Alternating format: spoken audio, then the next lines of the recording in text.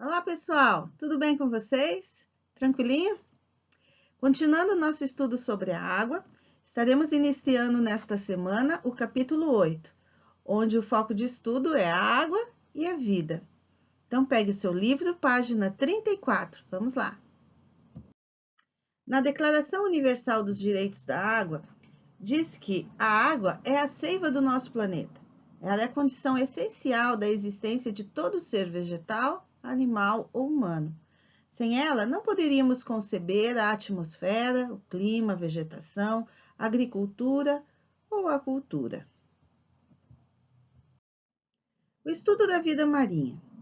A maioria dos estudos que tratam da diversidade da vida aquática relaciona-se aos ambientes marinhos. Os profissionais que estudam os oceanos são os oceanógrafos. A ciência que estuda os oceanos chama-se oceanografia. Para eles, os mares e os oceanos são ambientes bem distintos. E você já parou para pensar qual é a diferença entre um oceano e um mar?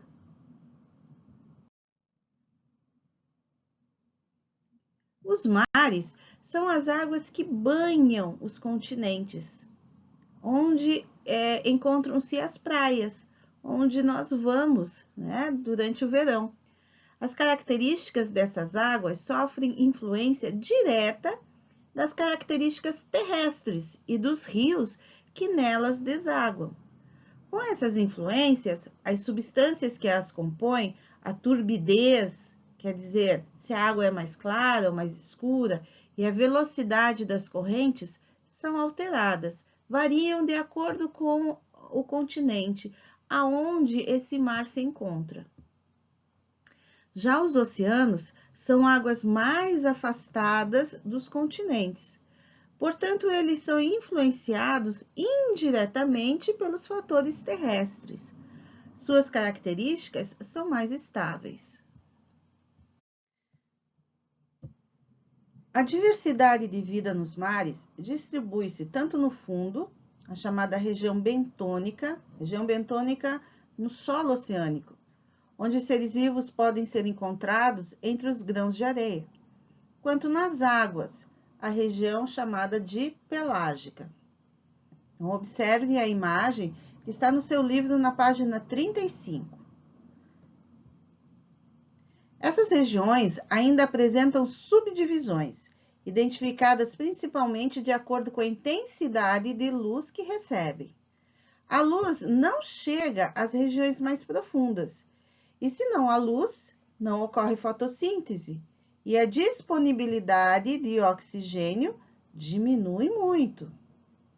A região iluminada dos mares chama-se região eufótica ou fótica e estende-se até cerca de 200 metros de profundidade.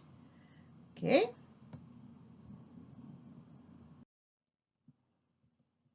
No nosso planeta, foi definida pela Organização Hidrográfica Internacional a existência de 5 oceanos que foram denominados Oceano Pacífico, Oceano Atlântico, Oceano Índico, Oceano Glacial Ártico e Oceano Glacial Antártico. Então, observe no planisfério a localização de cada oceano. O nome do Oceano Pacífico no planisfério é repetido, certo? Não existem 2 oceanos pacíficos, é um só. Lembre-se que a Terra é esférica. Fatores vivos ou bióticos. Os seres marinhos, eles podem ser classificados em plâncton, nécton e bentos. Estamos na página 36. Grife essa informação no seu livro. Existem seres minúsculos que não se locomovem sozinhos, mas são levados pelas correntes de água. Eles são geralmente microscópicos, ou seja, não são observáveis, não tem como observá-los a olho nu. Precisa do auxílio do microscópio. Eles formam o plâncton. As algas microscópicas formam o fitoplâncton. fitoplâncton. Elas vivem entre 5 e 40 metros de profundidade. Já os seres flutuantes, que não produzem o próprio alimento, formam o zooplâncton. Aqui nós temos ilustrações que retratam o fitoplâncton, algas microscópicas que são responsáveis pela produção de aproximadamente 95% do oxigênio livre na atmosfera para os seres vivos. E aqui uma imagem, a mesma do nosso livro, né, que representa um zooplâncton, é um microcrustáceo. Os peixes, os mamíferos aquáticos e outros seres que podem nadar e vencer as correntezas formam o nécton. Não são apenas os peixes que formam o nécton. Existem moluscos, mamíferos e até mesmo aves que são considerados seres nectônicos. As lulas, os pinguins, as tartarugas, as baleias e os golfinhos são exemplos desses seres. No substrato marinho, que são as rochas e o próprio solo marinho, encontramos seres que vivem fixos, semifixos ou móveis, como mexilhões, esponjas, algas pluricelulares, ouriços do mar, as ostras e os caranguejos. Esses organismos fazem parte do bento, são organismos bentônicos. Embora cerca de 90% da vida marinha concentre-se na região fótica, ou seja, na região onde a luz consegue atingir, alguns seres vivem na profundidade dos oceanos, nas regiões abissais, que estão abaixo de 2.000 metros de profundidade, onde os raios solares não penetram. Por isso, essa região é chamada de zona afótica. A é negação. Então, afótica é onde não existe luz, não chega a luz do sol. Eles se alimentam, em geral, de seres mortos que caem da superfície. Mas o mais interessante é que esses seres dispõem de uma adaptação especial para viver em locais escuros. Eles emitem luz. Esse fenômeno chama-se bioluminescência e ocorre porque existe neles um tipo de molécula química, uma enzima, que está em constante atividade, liberando luz. Fotossíntese na água. Isso mesmo. Como nós já vimos, ocorre fotossíntese na água. As algas são os seres aquáticos que produzem o próprio alimento por meio da fotossíntese. E como ocorre nos ecossistemas terrestres, esses seres vivos são a base de todas as cadeias alimentares nos oceanos. Atenção, não esqueça essa informação. As algas são responsáveis pela liberação de quase 100% do oxigênio que se encontra disponível na atmosfera. Vamos falar agora sobre o fluxo de matéria nos ambientes aquáticos. A matéria que compõe os seres vivos também é transferida através dos níveis tróficos. Lembra o que são níveis tróficos? Estamos na página 39. Os níveis tróficos são níveis de nutrição em que um ser vivo se encontra, os quais indicam a passagem de energia entre os indivíduos no ecossistema. Então, nós representamos esses níveis tróficos nas cadeias e teias alimentares. Lembra que nós já estudamos? Ok, na página 40, nós temos essa ilustração, que representa uma teia alimentar, onde ocorre essa transferência, né? Esse fluxo de matéria num ambiente aquático. Então, olha só, temos aqui os produtores, são as plantas e microalgas, fitoplâncton, que fazem fotossíntese, produzem o seu próprio alimento e servem de alimento para outros seres vivos, como crustáceos, animais, o zooplâncton, né, são os microcrustáceos e outros animais. Temos aqui, ó, né, um caramujo, certo? Esses animais também servem de alimento para os outros consumidores, como no caso aqui a gente tem peixe, que serve de alimento para a tartaruga, olha a setinha indicando, né?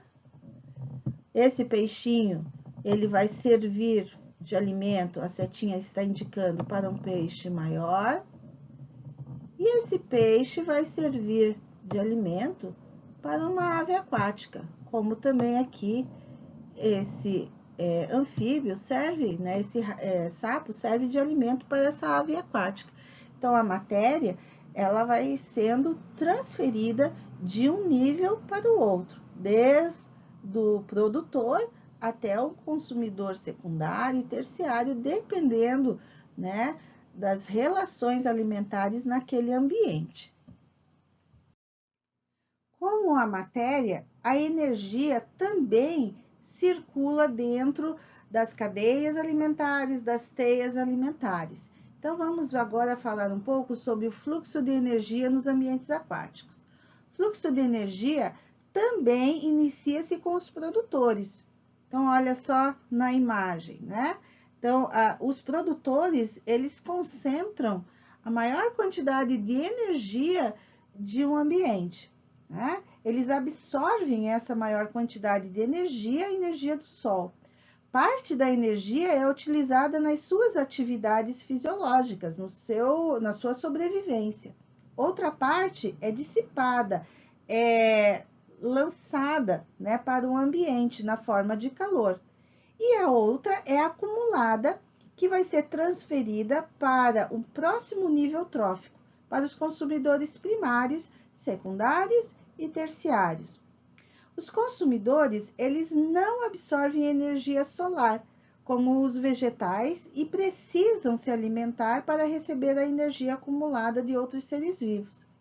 Em qualquer organismo, a energia é utilizada, então, perdida para o ambiente e acumulada. Mas à medida que percorre os níveis de uma cadeia, a energia vai diminuindo. Então, a quantidade de energia à disposição lá para os consumidores terciários é muito menor do que a energia que tem à disposição os produtores, né? A base de uma cadeia alimentar. Equilíbrio nos ambientes aquáticos. É isso mesmo. Todo esse movimento de matéria e de energia ocorre de forma equilibrada nos ambientes aquáticos. Nos ecossistemas aquáticos, assim como nos terrestres, precisa haver um equilíbrio entre todos os componentes vivos e não vivos. Esses ambientes são mais sensíveis a mudanças e às variações na temperatura, salinidade, né, quantidade de sais minerais ou disponibilidade de luz, por exemplo, podendo comprometer a sobrevivência de muitos seres vivos. Nos ambientes aquáticos, a vida também depende dos produtores. Mas a diferença é que as características desses produtores é muito variável. Por exemplo, em locais de menor profundidade, existem mais algas pluricelulares, aquelas que nós enxergamos, fazem parte dos bentos. Já em regiões mais profundas, os produtores são as algas microscópicas, que formam o fitoplâncton. Essa diferença nas características dos produtores é um dos fatores que impõe, que leva a muita diversidade aos ambientes aquáticos. Só para lembrar, nos ambientes aquáticos, nos ecossistemas aquáticos, o equilíbrio entre a quantidade de matéria orgânica, né, de cada nível ocorre da mesma forma nos ecossistemas terrestres. O maior número de indivíduos é sempre dos produtores, a base de uma cadeia alimentar, de uma teia alimentar. Depois vem os herbívoros, depois os carnívoros, e em todos os níveis, né, os decompositores vão agir, porque eles decompõem a matéria orgânica, tanto dos produtores, quanto de herbívoros, carnívoros e onívoros, ok? Pirâmide de biomassa. Pirâmide? Por que pirâmide? Pirâmide aqui é uma forma de representação, né, de uma cadeia alimentar. Então, nós podemos representar, no caso, a biomassa, então a quantidade de matéria orgânica, através de uma forma geométrica, que é a pirâmide.